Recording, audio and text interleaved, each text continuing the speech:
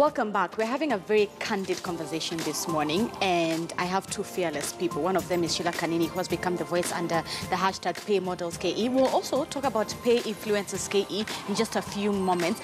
But Sheila, help me understand the industry, especially modeling industry. So what if you're on the cover of a specific magazine? Cover as in front page. Front page of a magazine. How much should you be paid and how much are you actually paid? I mean, come on, you're on the cover of a magazine. At most, 20,000 shillings. Is what you are paid or you're supposed to be paid? It's what you're paid, and that's like the flat rate, basically, for the magazines I know about. This is on you on the cover? On the cover, and sometimes they shamelessly put you up on those small billboards that are usually attached to the lights. To the street lights? Poles, yeah, to the street poles, and they don't pay you. They're like, this is exposure for you. I mean, when people are driving, they can see you. Why are you asking us to pay you and we are actually helping you out by putting you out there? And in the real sense, actually, they're just like putting your face out there and then you become a familiar face, and then clients will be like, we know that face. We don't want. Yeah. Now, I feel like it's very important for us to talk about the economic factor, which we just highlighted a little bit. Gift. I loved what Sheila said. You can't go tell KPLC, here are my likes. Yeah, for sure. You can go tell your landlord, here are my double taps. These are the retweets that I got as school fees or rent or whatever it is. You know, I can't enter into a matatu and tell KBS guys, you know. I'm on the cover of this magazine. Yeah. The economic factor about that, because you can also go tell your landlord that. And Sheila, you've really echoed your sentiments. Even a lot of the people I've seen online. Payment can take up to 8 months. Surely that's a year that has gone. And you're living in Nairobi. How does one even begin to survive that? You know, the thing is, you can't even tell your landlord, I'll give you exposure. You guys will know that you're gift landlord, so it's good for your business. You can't go that direction. For me, I say contract is very important. Yes. Because in your contract it says when to expect your chums, your money to come in. All right. So if it's a 30-day contract, 60-day, 90-day contract, you're able to plan within your means and say, I'm going to get money within these 60 or 90 days. But ideally, there needs to be a structure in place whereby if it's an agent that's actually getting your money, you're able to hold them to account and say, we agreed in 60 days, I'm getting these sort of things done. Right? In 90 days, I'm getting this amount of money coming in from this client. Otherwise, it's on your end, because what I've seen a lot of models do nowadays is they rather go and pitch themselves an idea to a client or become cozy with certain people in the industry who can give them direct links as opposed to going to an agency. Because you've seen situations with casting agencies whereby a casting agency actually paid but deny getting the money. Or they'll keep it on hold for like another 30 days, use it for their own shugulis, and then afterwards it's like, okay, here's the money that has come in, when you actually keep on pressing. It's very interesting how she pointed out some certain maybe magazines and companies, and it's that thing, there's a shock factor that comes in when you hear such a campaign is happening, is when you realize, okay, let's go to our records. How have you not paid? Or why have you not paid them? Why? And that sort of thing. And they'll come up and now actually say, we actually either denied, we paid them or that sort of thing, or alternatively said, we actually gave money to your agency, so it's up to them to actually remunerate you now for that sort of thing. Church Rao on Twitter says, and I'm getting a lot of your feedback right here, it says, I think since this is a new industry, many of the managers, photographers and corporates took advantage of models due to their ignorance. We're going to talk a little bit about the influence section, but if there's one thing that we haven't touched yet, and I feel that is very, very important, is the sexual harassment as well. It's the sexual harassment. Do this and I will get you this gig. Or, for example, you go do a shoot for a week and you become not only the model, but this man's company. The sexual harassment as well. And a lot of, you go report this, perhaps to police or to your agents, and they say, we're a model. So, like you said, models are presumed as, sad to say, prostitutes, and that's not the thing. It's an actual career. So you go report this, and they say, you see, you're a model. You knew what you were doing. You knew what you were getting yourself into. Let's just talk. Sheila, talk to me a little bit about the sexual harassment within the industry. I didn't even know. Well, I knew these things happen, but not to the extent that I got when I actually came out on social media. Yeah, when people started sharing. People started sharing their stories. There's a lady who sent me a message. She was like, when she started modeling, she was 17 years old. So this man asks her to take off her clothes and give him a lap dance just so that she can get a role on an ad. So she's like, no, I won't do it. He's like, fine, don't text me. I found someone else. I have seen somebody who's been lured into having sex with somebody, yeah? And then afterwards, he stops picking your calls. And you know, these models are just being open with me. They're like, yes, me, I'll accept. I have done these things just to get an opportunity. But then, even if you do that, they're just looking for masses. They will do it to one model, to another one, because they know you won't tell each other. Yeah? But that's where you guys need to come together. It's a divide and conquer principle. That's the thing, yeah. Because even when I was speaking up, people had never, ever spoken up. Well, except my friend, yeah? She once, like, tried to bring out the issue, but then guys were like, you know what? You're just feeling yourself, yeah? You are not even important to this industry. First, to begin with, you're not even that pretty. I mean, you're ugly. Why are you telling us these things? That way she was just shut down because, like, I mean, these people, they're big people, like, in the society. People who, I mean, if we tell you who they are, you'll be shocked.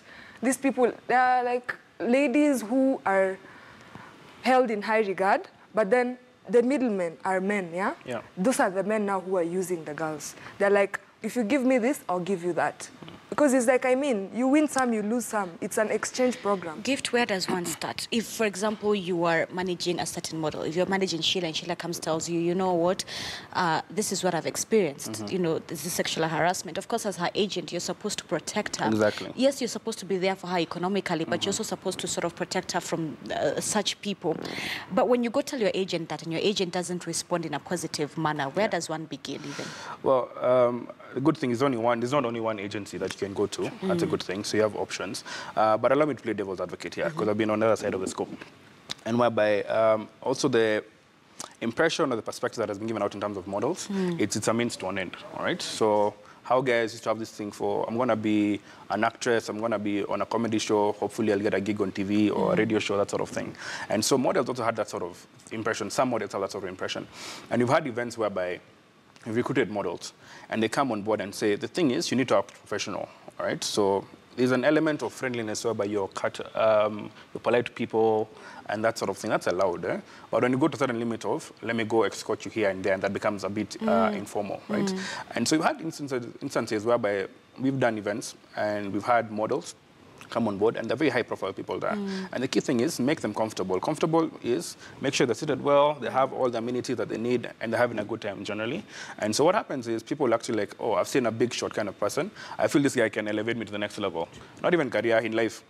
He's going to become like a sponsor or something. And so what happens is they go and mingle in a way that you're like, it just crosses a bit of boundaries, right? And so for us guys, it became a policy, and a lot of ad agencies, excuse me, will come up with a policy whereby they'll tell you, if you are going to go that direction, the least you can do is take off our uniform. All right? We've dressed you for the event. You have branded. You can't go carrying our brand and behave in such a manner. Take off the uniform. You didn't come with the uniform. You have your own clothes. You're ready here. Go with your person. But don't mess our brand based on that one. So there are two ways to look at it. I get there's an estimate of sexual harassment that is uncalled for. But also you'd have to be also very cautious that some people actually actively go looking for that sort of attention and spoil the green. And that's what, Sheila, you were saying. There were some people who entered the modeling agencies for the wrong modeling for the wrong purposes. Yeah, basically people don't understand. There's Instagram models and there's real models. And then that's when people just get confused and start saying models are prostitutes, models are promiscuous, which is not true. Those people who you're referring to as models are not really models. I mean, it's just girls who are probably beautiful and they want to put themselves out there, take nice pictures that guys can actually, like, And if you are watching at home and you really want to partake in this conversation, whether you have a story of your own that you'd like to share as a model or even as an influencer, because we're just about to jump onto that right now. The numbers on your screen right now, just there at the bottom, are the ones that you can call in, and we'll definitely put you on air and you can tell us your thoughts, even your stories in regards to that. But then, Sheila, what's the way forward? Well, the way forward, currently right now, I am calling upon all established models because these people will not go look for upcoming models. We should just boycott until they listen to us because clearly it is a problem that is everywhere. But does it have to take for someone to really open up for a company to pay you? Surely 8 months later. If it wasn't for you giving voice to this and other women and men as well, coming out to share their stories within the modeling agency, for you to be paid 8 months later. Honestly, it had to take this point You know, let me tell you, a friend of mine told me, actually, he moved out of the country, yeah, to find other opportunities. He's a model, and of course, the modeling industry here is like, it has nothing to offer. So it's like out there, people are like, Kenya is so talented, but it's the land of cheap. It's a land of cheap talent, basically. You can come here, you want talent, and probably your budget is like $6,000, but the model is willing to take like 10,000 shillings. Right. I mean, Gift, is there anybody in Kenya or any corporate that within the creative industry that is supposed to be there to make sure that this is being regulated, that people are being protected, that people are not being taken advantage, the young and hungry are finding their way within this new industry? Or should there be one if there is not one yet? I'd go with the latter. I think there should be one. I'm not familiar if there's one already existing, but what I know is the art lawyers. So art lawyers represent artists, basically. So musicians, models, and that sort of thing, and tell you this is based on your contract, it's what you're meant to do. It is best practice globally, based on what you're expected to do. You're either getting ripped off, or you're getting a good deal. And what I'd actually do is, for models, let's look at some art lawyers. Yes. There's some that I know, maybe we'll talk about it later on. But there's several art lawyers actually that are within the market. I actually talk to models about this and say models, art lawyers, and casting agencies come together and say, this is the framework that we're going to work with. It's a structure. So you've been auditioned, you've been given a job. So here's the process. You need to be given a talent release form. You need to be given your contract that says 1, 2, 3 things. You're given duration of time, some long time that your thing is going to be done. Also, when it comes to contract renewal, because what happens is, Sheila has been used for several ads, right? So a company uses her for 1 year and says, Sheila did a fantastic campaign. Let's go into the campaign the next year. We need to renew that one. Because it always becomes a surprising thing, like you said about her friend who was in, who had an ad, ad in Thailand. And you look at it and you say, what happened? Someone renewed this contract, but kept it from us. Because I need to get my payment based on that one. Because you're still using your face to add brand value. Speaking of audition, Sheila, just clarify this for us. Auditions are supposed to be free. Because I saw that coming out very heavily on that trend. Auditions are supposed to be free, right? Yeah. Okay. And then also, I saw you tweeted a few 3 things that you want to share with friends or people within the modeling agency. Get free legal advice if there is there. And which is also touched on, that there are a few lawyers who are willing to help, especially with artists. Free guidance and counseling, especially for people who have been victim to sexual assault. Exactly, and also free follow-up for models with pending payments. Yes, there's a lawyer who reached out, and they're willing to offer like free legal advice and all those things. If you follow me on Twitter, you will see I have put a link. You can even add your name, your address. And there's a part whereby you can write your story. If somebody has done anything to you, the lawyer is willing to like find justice for you. Nice, so someone can go in and type their name, and it's a document going around. And the thing you just said about paying for auditions, that is very sad. I mean, if 500 models come and you're charging auditions for like 1,000 shillings, I mean, you're making money off models who probably borrowed 1,000 shillings just to come for the auditions, especially Samantha Bridals. Those people are the ones who've been circulating that post, asking models to pay 1,000 shillings. I mean, it's wrong. For auditions. Yeah, and for designers to showcase, they have to pay up to 75,000 shillings. So you get like so much money from models. From designers, you also sell tickets and you pay models, 20,000 shillings. And they've showcased for 3 days and they've been coming for training. Is that even fair? Wow. It's wrong. Lynn Gugi is joining us right now by way of phone. Lynn, good morning. Thank you so much for watching Weekend Express and choosing to chair me into this conversation. What do you have to say? Hi, good morning. Good morning. How are you? I'm well. Thank you so much for calling in. Yeah, you're most welcome. I would like to commend Sheila so much for spearheading this campaign and for being so outspoken. Right. And because what she just uncovered is a lot of things that are actually going on in this entertainment industry. Should it be modeling, acting, music, and all of those kind of stuff? And I'm so glad that most people came out and they actually spoke about it and the positive feedback that, because the way she said, every time someone wants to expose something, they're scared because they're either going to get the negative exposure But I'm so happy that Kenyans have actually come out and encouraged people to speak out, because I do not see why modeling should be taken as, hii ni kitu tu ya kawaida. I think they need to be given the respect that they deserve. But also, I would like to caution models, because sometimes you see, if Sheila is coming out and speaking about it, there's definitely someone who is going to take the same job for 2K. So it's a two-way kind of, it's a two-way highway. So if the models need to come and speak about it, they also need to understand that if we are going to fight for this, we need to fight it in one accord or in one voice. But I would like to commend her so much for coming out and speaking about it, and also to encourage many Kenyans who are out there and they feel like they have gone through this kind of stuff. Let them continue speaking, but also take note that when you go and sign your contract, just don't sign. Go through it, take a day, ask someone if you do not understand, because I feel like they rush so much to sign that they do not understand the entire content of the contract. All right, Lynn, thank you so much. Thank you so much for sharing that. So Lynn, there she says that, first of all, very grateful that you became vocal about this, and two, that just what we've been echoing the whole time, that models also need to read their contract. Sheila, I've seen someone online saying you need to start an ethical agency. Huh. Well, kindly comment. Honestly, that is going to be a big burden on me.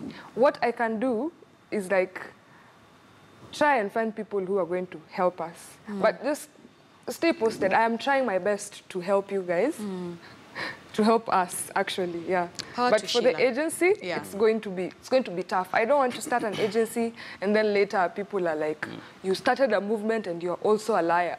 Yeah, very true. All right. So keep calling, keep sending us. We really want to hear your feedback. The numbers right there on your screens are the ones that you can call. And like Lynn, we would really love to hear your feedback and your thoughts on this whole issue. And I like what Lynn said, that it's not just the modeling industry, it's the music, it's the entertainment industry. It is everywhere within the creative sphere. Now, Gift, let's talk a little bit about the influencers a little bit. So influencers... there was also that hashtag pay influencers. I don't know if you saw it, which came up after yours. And the whole issue was there was saying that also influencers need to be paid. But the thing about this, and this is my understanding, is that a lot of people, because it's become a habit, will buy followers. Then they'll come to Gift, who is in an agency in communication, and say, listen, as Zinzi Kipiku, I have 50,000 followers. So if you want me to push for a certain hashtag, this is my rate card. And again, there are genuine people who say, you know what, I'm Zinzi Kipiku, I have 60,000 followers. This is my rate card. Exactly. As agencies, what are you doing to sort of sieve the liars from the genuine people? Because you don't, it's just maybe one or two rotten potatoes. What are you guys doing? Well, one, you can see actually the bots. You can actually see it. But I was reading the comments online and everything, and certain things came out. Number one is you can actually tell, the guys actually build up numbers for the sake of, so long as I have 1 million followers, anyone would want to use me, which is not the truth. I need to know what, as your brand, what you stand for, what the niche that you actually talk to. There's something called conversion rate. So if you have 1 million people that actually follow you, how many guys actually listen to you, number one? How many actually buy a product because of you? That becomes a key thing for us, guys. In our industry, being in the digital space, a key thing that has a reason about it is people saying, oh, I have 50,000 followers. And I'm like, okay, that's well and good. But it has to be aligned to a certain brand that I'm working. So for example, I don't know if I can call out people. So for a brand that is family-oriented, look at, there's a vlog called The Green Calabash. Very authentic in what they do. I see them, I like them, I'm like, go ahead and do this sort of thing. Go to the beauty space. Sheila starts something. She's good at beauty. The people such as Nancy Mwe, Joanna Kinuthia, these are people who actually see, actually exemplify or live out this sort of life. As opposed to saying, I have this so many followers, using it for any brand. Because a lot of influencers that make that mistake. They're not authentic, have a lot of bots, but also don't even understand themselves. So they say, give me a job that will pay me 10,000 bob, and I'll do you maybe 10 tweets. To what effect? Right. What messaging are you going to give? Right. What value adding to my brand in that sort of situation? All right. So Abigail Museu is in Nairobi. She's joining us again by way of phone. Abigail, good morning. Thank you so much for choosing to call and tune in. Any thoughts, your comments in regards to today's topic? Okay, thank you. My name is Abigail. Hi, Abigail. Hi. Yes. Actually, it's so shocking that a big model like Sheila is going through that. We didn't even know that such a big model could not be paid. Right. So I've been modeling for like, and I just gave up on it because the pay was little. And actually, when I started, like these photographers, these big photographers actually, they just want to use you. They just want to sleep with you for free photos. And when you get an agency, it uses your face for free. And actually, when you look at it, you have nice photos, but there's nowhere you're going. And it's so very sad. I actually deleted all my photos from Instagram. I just gave up on it. And actually, I'm going back to school right now. And actually, that's just a good thing Sheila has come out. We face a lot of things as models. All right. So you said that you quit modeling because of that specific scenario of being taken advantage. You just had to quit modeling. Yeah, I just had to quit it because even if you get like jobs, like big brands, you get paying little pay for the sake of exposure. You're right. And you're just there getting little pay. All right, okay. Thank you so much, Abigail, for calling in and sharing your story. We really appreciate it. Because time is not on our end, I'd love to hear your closing comments, but also what Abigail has said, Sheila. A lot of young people who are, yes, young and hungry, have ended up quitting. Yeah. You quit something that you're passionate about, something that was an extra form of income for you. What do you have to say to those girls? And also any other closing remarks that you just want to add on top of that? Well, in my opinion, guys, don't give up. I mean, it always gets better. This is a first step to getting what you want. So if it's your passion, go for it. I mean, we are working towards finding better solutions. So, I mean, it's going to work out. But Sheila, would you say that modeling has gotten to that point in Kenya where we, as a nation, we can say that someone does a full-time job as modeling and it pays their rent, it pays school fees, it does X, Y, Z. I know I'm sure we're not to the extent that France is, but where would you grade us? Currently, if you do out of a 10? Right now, currently, out of a 10, it's like at 1. If you do just modeling, trust me, you end up on the streets. Nairobi. End up on the streets, yeah. That's rough. That is sad. Yeah. That is sad. All right. Gift for you, your closing remarks? Well, someone, I think it's Lynn who called and said something about models undercutting each other in terms of cost. So a job comes to 60K, then you like, hey, I don't want to take this money, it's too little. Someone says, I'll take it for 20K. For me, at the end of the day, what people deceive you with, you end up believing. So I have two things. One is, it's not about what the money can do, it's about what the money says. So if it's a job worth 100K, you being paid 100K, it's a modeling agency saying you're actually worth 100K. That's number one. But number two, in all industries and modeling industry included, at the end of the day, you don't get what you deserve. You get what you negotiate. Right. So you look at it and you have to be smart, educate yourself on what responsibilities come with the job, but also what's actually a fair compensation for you to go ahead. All right, so also models have to do their homework. You have to do it. And I hope this conversation is going to now start at least guiding girls into doing that. Sheila, is there something you want to add? Yeah. Yes, please go ahead. Well, guys, don't be scared. Just fear these agencies. Just make sure that you just don't go to anyone. Because the problem is not the big brands or anything. They have nothing to do with your lack of payment. Sometimes even you can contact them and they don't understand how you've not been paid. Like, clearly. The problem is the agencies. We have to get rid of these middlemen if they're not going to agree to our terms. That's why I was saying we have to boycott. All right. Yeah. Sheila Kanini and Gift Maura, thank you so much. Sheila has been the big voice behind that specific hashtag, which has gotten a lot of people talking about our creative industry. And I want to thank you all so much also for your feedback. There is one tweet that I want to read. Korea, you say Sheila is now speaking on others who have been affected in the same situation. I hope the lawyer will deal. All right, so thank you so much for your feedback on this specific conversation. My name is Zinzi Kibiko. I'll see you at 11 a.m. for News Center, but for now, it's bye-bye.